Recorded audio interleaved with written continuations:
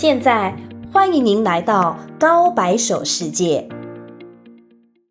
요즘 언론을 통해 중국 경제가 힘들다는 기사를 많이 보셨을 겁니다. 하지만 현재 중국 인민들의 삶이 몇 년 내에 심각한 경제 위기가 올 정도로 어려운 건 아닙니다. 보통 국가 간 경제를 비교할 때 우리는 국내 총생산이라는 개념을 많이 사용합니다. 2022년 기준으로 한국은 13위에 올라 있습니다. 작년에는 독일이 일본을 제치고 3위로 올라선 것으로 보여지고 다른 국가들의 순위는 동일합니다. 한국의 인당 소득은 3만 달러가 넘고 중국은 1만 달러가 넘습니다. 대략 3배 정도 차이가 나는 거죠. 하지만 생활 물가는 차이가 더 큰 경우가 많습니다. 한국에서는 저렴한 이발소에서 이발을 한다고 해도 10,000원 정도는 줘야 하죠. 중국은 지금도 12위안이면 이발을 할 수 있습니다. 거의 5배 차이가 나는 거죠. 중국에서 지금 먹을 만한 사과, 크기도 중대가, 당도도 나쁘지 않은 상품은 보통 시장에서 한 근에 5위안 정도 합니다. 한국은 비교적 가격이 저렴한 인터넷 쇼핑을 한다고 하면 대략 4.5kg에 46,860원인데 4.5kg은 중국에서 9근입니다. 한국 사과가 중국보다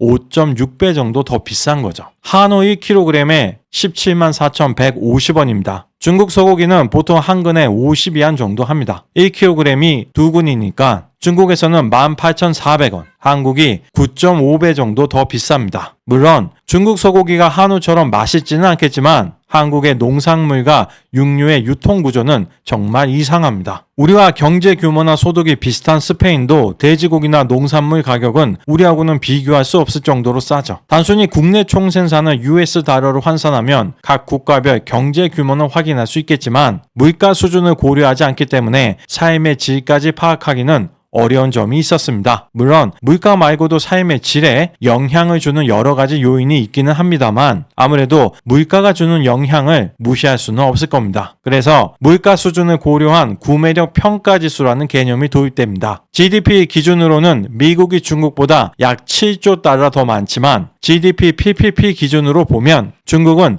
세계 경제의 18.44%를 차지하며 미국을 뛰어넘고 있습니다. 중국이 미국보다 물가가 더 저렴하기 때문에 중국의 구매력이 더 높게 계산되는 거죠. 물론 이런 구매력 평가 지수도 맹점이 있습니다. 바로 구매할 수 있는 재화나 제공받는 서비스의 퀄리티의 차이를 전혀 반영하지 못한다는 것입니다. 벤츠나 샤넬이 중국 내수 자동차, 백하고 동일한 가치가 있다고 보는 사람은 거의 없겠죠. 그래서 저렴한 공산품에서 고가 제품들까지 사람들이 괜히 메이드인 어디인지를 신경 쓰는 게 아니겠죠. 과일이나 고기의 질 역시 그렇습니다. 아무리 국가마다 물가가 다르다고 해도 2,200원 받는 이발사보다는 10,000원 받는 이발사가 고객에게 제공하는 서비스에 더 신경을 써줄 확률이 높겠죠. 그래서 동남아, 남미, 동유럽, 중국 주재원들을 보면 가능한 한 현지식 먹고 현지 서비스를 이용하면 돈을 좀 모을 수 있습니다만 끼니 때마다 한식 먹어야 하고 한국 디자이너한테 이발해야 하면 한국이랑 생활비가 똑같습니다. 더불어 재화를 해외에서 수입할 때 예를 들어 원유, 고가의 사치품,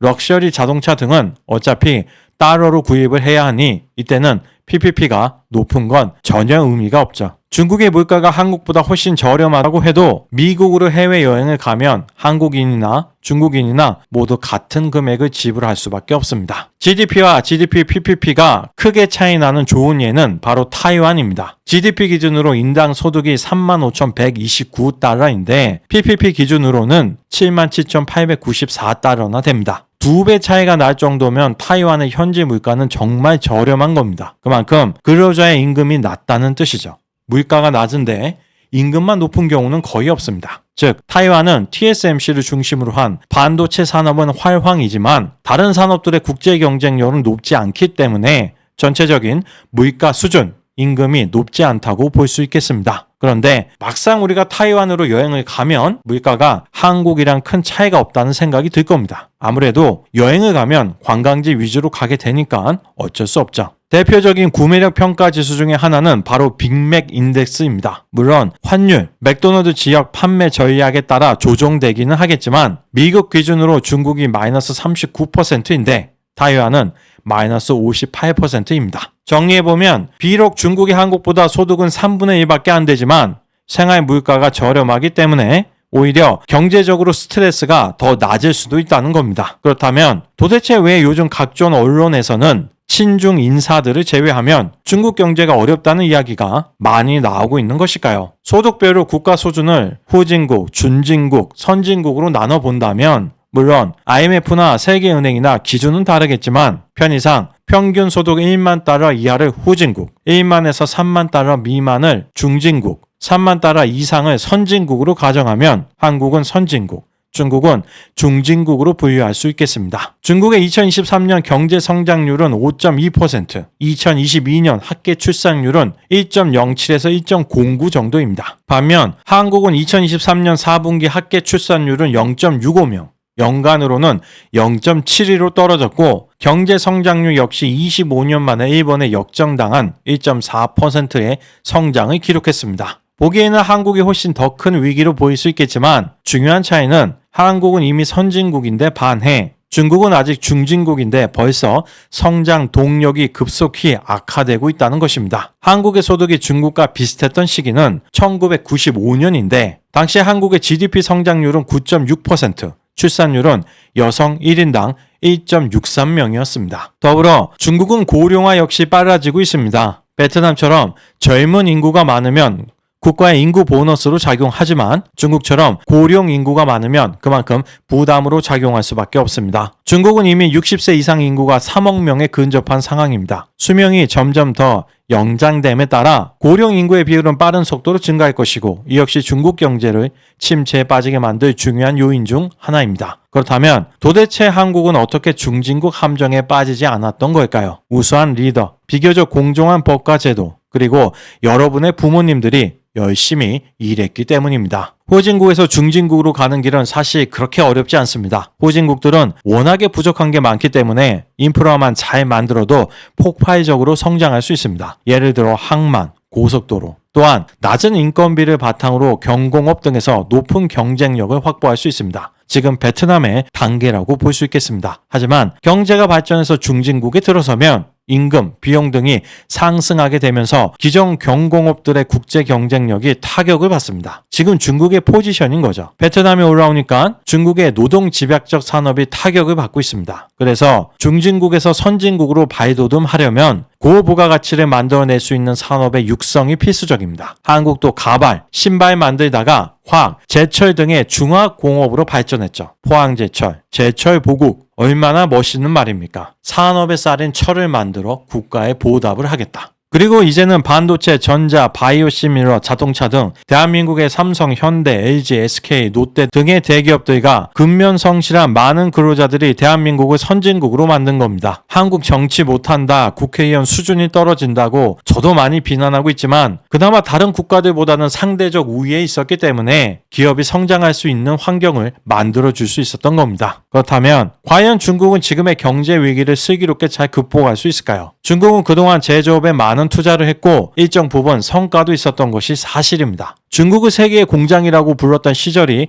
분명히 있었습니다. 특히 2000년대 들어서면서 한국에서 중간재를 수입해서 가공 후 해외로 수출하는 가공 무역이 활발했고 그러한 무역 구조 덕분에 과거 한국은 대중무역 흑자가 굉장히 컸죠. 대신 중국에 수출하기 위한 중간재를 생산하기 위해 일본에서 소부장을 구입해왔기 때문에 일본에는 계속 적자였죠. 하지만 그런 무역 구조는 이제 더 이상 지속할 수가 없습니다. 중국은 자신들의 기술이 부족할 때는 어쩔 수 없이 한국 제품을 사갔지만 기본적으로 협력과 분업을 통해 윈윈하려는 생각이 전혀 없는 국가이기 때문에 그동안 한국의 기술과 기술자를 빼내 자국산으로 대체하려는 노력을 멈추지 않았습니다. 그 과정에서 하이디스, 쌍용 자동차 등 우수한 한국 기업들의 기술과 노동자만 빼가고 회사를 망쳐버리기도 했죠. 중국은 그동안 그렇게 고부가가치 산업을 육성하려고 많은 노력을 했지만 세계의 벽은 높았고 그로 인해 손쉬운 부동산 개발에 의존한 경제 성장에 치중하게 됩니다. 많은 전문가들이 중국의 GDP에서 부동산이 차지하는 비중을 적게는 25%에서 많게는 30%까지 보고 있습니다. 그리고 이러한 문제의 이면에는 바로 중국 공산당이 있습니다. 중국의 각 성에는 성장이 있고 서기가 있죠. 예전에 공산주의 국가의 군인들을 보면 부대장하고 정치 장교가 있잖아요. 그런 개념입니다. 그리고 서기가 훨씬 높은 겁니다. 성장은 행정적인 업무를 하는 겁니다. 중국 대학교도 마찬가지입니다. 대학교에는 총장이 있지만 실질적인 권력은 서기가 가지고 있는 겁니다. 자, 한 가지 가정을 해보겠습니다. 여러분이 중국 한 성의 서기라고 생각해 보겠습니다. 한국하고 국토 크기도 비슷하고 인구도 비슷한 게 광시 장족 자치구네요. 여러분이 17살에 공산당 가입하고 여러분보다 잘난 놈 제끼고 못난 놈 보내고 광시성 서기가 되었습니다. 그런데 이제 더 이상 못 올라가면 몇 년 후 권력을 내놓고 밀려나는 수밖에 없습니다. 각 성의 서기들은 모두 관시가 최고로 좋은 사람들이기에 더 올라가려면 남은 방법은 성과를 만들어내는 방법밖에 없습니다. 한 성의 서기로서의 성과는 성의 경제 성장률과 얼마나 맡은 지역을 문제없이 잘 관리했느냐가 핵심입니다. 물론 자신의 지역에 좋은 글로벌 기업들을 유치할 수 있으면 좋겠죠. 그런데 샹하이처럼 물류 운송도 편하고 경제가 발전한 지역이 아니면 그런 기업들을 불러오기는 굉장히 어렵습니다. 특히 최근 몇 년간 정치 방역을 지나치게 했기 때문에 이제 글로벌 기업들은 더더욱 중국에 투자를 하지 않죠. 정치적인 리스크가 굉장히 크니까요. 언제 공장이 봉쇄될지 모르잖아요. 그럼 광시선 서기인 여러분이 선택할 수 있는 길은 부동산밖에 없는 겁니다. 건설업은 일단 경제 유발 효과가 매우 크니까요.